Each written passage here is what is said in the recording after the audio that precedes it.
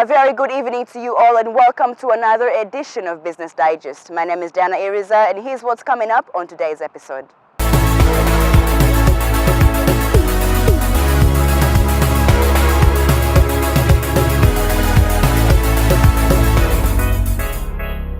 Now, on our very first story today, we're going to be looking at FabLab Rwanda and its integration of hardware skills and software knowledge and bringing innovators together in the Internet of Things era. Have a look. Made in Rwanda, a campaign that was conceptualized to ensure locally produced commodities are given precedence over imports to help narrow trade deficit, has received a huge boost. The boost has come in form of Rwanda's first digital fabrication lab. Digital fabrication involves joining design and production through the use of computer-aided design and manufacturing and three-dimensional modeling software. The software allows designers to produce material digitally. The latest world-leading technology-enabled solutions, such as affordable prosthetic arms, have been linked to digital fabrication technology. The facility is being developed through collaboration efforts between multiple agencies, including the Private Sector Federation, ICT Chamber, Rwanda Development Board, Japan International Cooperation Agency, the Ministry of Education, SolidWorks Corporation, and Massachusetts Institute of Technology.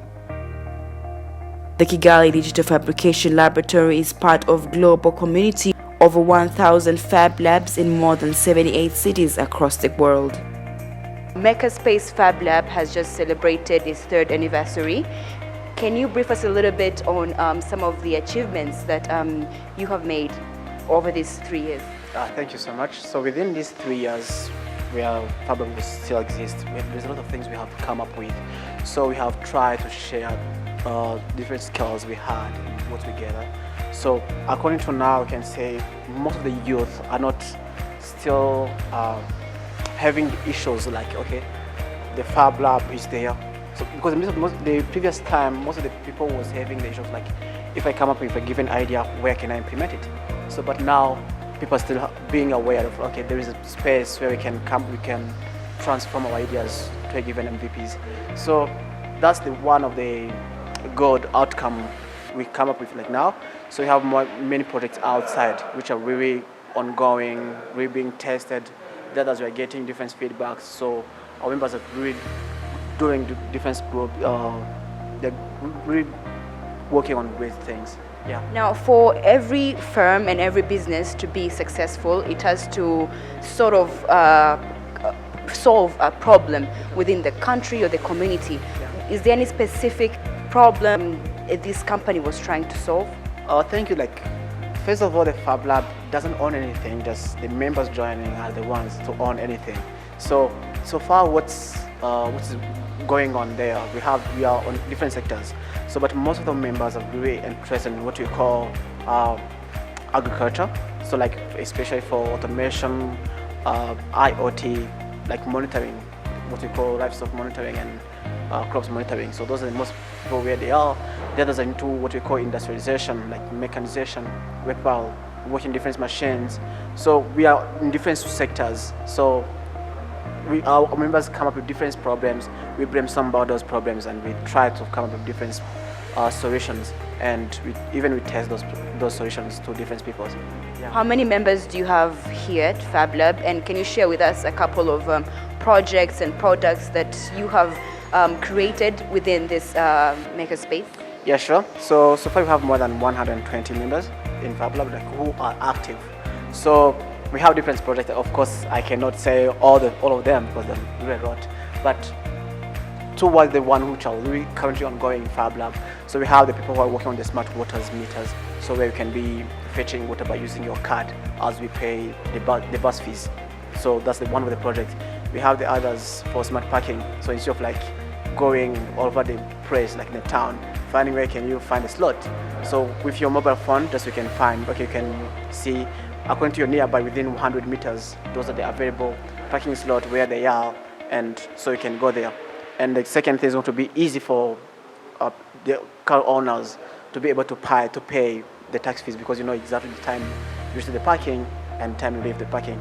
So we have the other people who are working on the farming sector, especially for the fish farming, who are designing the devices which help the fish farmers to monitor the quality of the waters.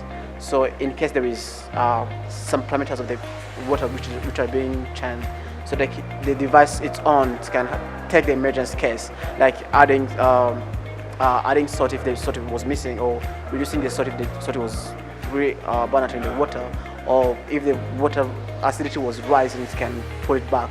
So there's a lot of projects which are really going on. So, and they're really inspiring. Last but not least, do you have any success stories that you can share with us? Like, are there any people that began from Fab Lab sharing their ideas and innovations, and now they're out there building up their own companies and firms? Yeah, they are a lot. So, but as we said, because of the short of the time, I will try to mention one. Be brief. Yeah, just to be brief. So we have the one which is called STES Group. It is the group of the young people who was learning from the STES Single University, which was currently closed in 2016. So they join Fab Lab. They come up with different ideas. We help them to put them into the action, like what you call solar cars, but that was a prototype. So far, the one business they're running is called Baza Farm. It's IoT solution for the maize farmers, where they're helping the maize farmers to multiply the harvest by 3 times more than the usual method. So by providing the information about amount of the water which is in the soil, fertility of the soil, acidity of the soil, all those basic informations to the farmers, and give them the advice of what they can do. So until now they have more than 10 farmers they are working with. That's the numbers I had back in last year in December, which means until now the farmers has been raised. So, and the farmers was providing the good feedbacks. Okay, so far we have multiplied our harvest by 2 times, 1.5, which seems okay. There is a lot of potential in maize farming, so we have a lot of people there. Interesting. Thank you so much. The Ministry of Trade and Industry is currently promoting Made in Rwanda as an initiative to promote the production and consumption of locally manufactured goods to reduce the huge trade deficit. High school graduates. I'm currently working in Fab Lab, working on my project about the smart water meters. So it's basically helping the WASAC in measuring the water quantity smartly, like reporting, getting the real-time information about how the people use the water, so that they can easily plan where they can cut off the water in a certain region. Fab Lab is helping me basically about the mentorship, and then about the materials to use, because we're going to need certain devices like IoT devices. So IoT is Internet of Things, and they are giving us like material support and the mentorship.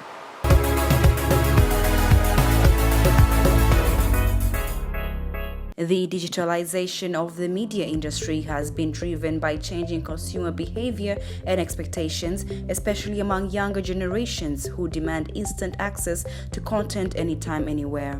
The Global Media Forum 2019 explored the impact of shifting power structures on the international media landscape and evaluate opportunities and challenges arising from digitalization and what influence that will have on transnational communication. Digital equality is very important, but the question of access comes into play, especially on the motherland or on the continent of Africa, where some people are not able to access internet. So it means you can't be as digital savvy as people in Europe. What journalists can do, I think we need to take advantage of the platforms that need to make sure we share more stories. Especially, I'm very passionate about telling African stories, and I think that's the internet kind of has tried to democratize the space. And I think young journalists or journalists all over the world can take advantage of digital spaces to make sure that stories from their countries are known or seen. And digitalization is a new opportunity for journalists. Me as a journalist coming in a new generation, I find it very promising. Now we can find substitute platforms than the traditional media outlet. It's no more mass communication. We have more opportunities to speak out, to express ourselves more freely. on platforms that really respect the opinion of maybe a new generation and also new ideas. In the past, and basically in my country, it was always about what the politics need, or those who fund the media institutions and the mass communication, who fund it, make us speak what they want. So now we have the new opportunity to speak out new approaches and also new ideas.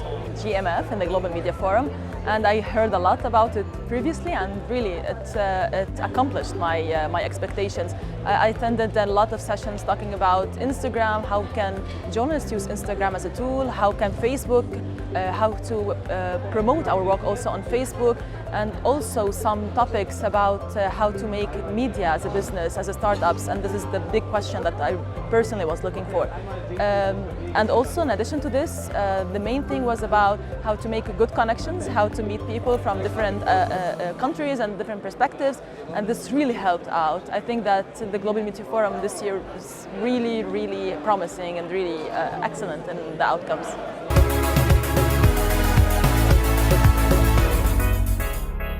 Now, trademark and brand name infringement cases have been on the rise in commercial courts in the recent past. And this is mainly due to local companies taking advantage of the fact that international companies do not have their trademark registered and protected. In our next segment, we're going to be discussing how big of an issue this is and how such companies can be penalized. Have a look. Join me as we welcome Advocate Gatete to explain to us what trademark infringement really is all about and how such cases can be improved within the Rwandan business ecosystem. Thank you so much for being part of the show. Thank you very much for hosting me. Now, trademark infringement. Why are such cases, or why have such cases been on the rise in the recent past? There's different reasons why they've been on the rise. But mainly it's because of the country's agenda towards promoting business and investment and creativity and technology. That has enabled people to protect themselves, protect their work, the different kind of work they're doing. Now, speaking of protection, as we get deeper into protection, what are the specific measures that a firm can come up with to ensure that they do not get caught up in such cases? Well, one thing a firm should do, one very key thing that they should do, is that they should ensure that the products that they're selling or the services that they're selling, depending on the brand or the trademark they're using or the service mark, is actually protected. That, or you have obtained a permission or some form of license from the actual owner. That is the main way to avoid being caught up in situations of infringement of trademark. Yeah, that's the main way you can avoid. Trademark infringement, I would refer that to as an unethical act.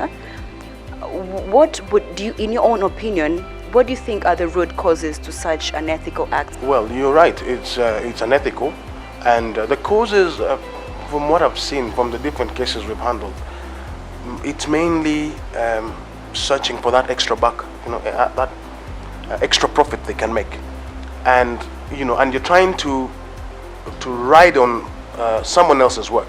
So someone has gone all through the process of inventing and protecting, and some companies even go as far as marketing, and so their brands or trademarks are well known. So someone with selfish interests will come in and then try to use someone else's brand or mark, and this is mainly driven out of it's illegal. Actually, it's illegal. So I can say illegal ways of trying to obtain a profit. Do you think somehow it has to do with very little research, minimum research? Or these firms do actually do research and realize that there's a firm out there that has this kind of trademark, but I'm still going to steal. Exactly. This is usually the case. What happens is these individuals or companies that actually infringe, they are aware of the value of these trademarks. They are aware that if I bring in this product or if I bring in this service to the market, I'm going to make a kill, to make more money. So they take advantage of that knowledge, and then go behind their back and try to make the same, either identical or imitated, or illegally, without the actual owner's permission. And now that is illegal. How does a firm get penalized for trademark infringement? Like last year, the law that was enacted last year that amends the one in 2018, under its Article 263, it provides for penalties, and the penalties include imprisonment, 3 to 5 years, and also a fine. So these are different ways that it's actually a crime and it's penalized, and so these are the implications that come with such kind of infringement. Yeah, you're protected from certain instances. For example, you're protected from infringement. That means your brand, you benefit you benefit directly from the investing in your trademark, and so basically it is protection that you get, and protection comes with many other economic benefits, through maybe many ways, either by being dominant on the market. So it's pretty much protection. That's pretty much protection, pretty much, yes. All right, thank you so much for having this interview with us. You're welcome. Thank you very much for coming over. Now you're still watching Business Digest. We still have more to come. Do stay with us.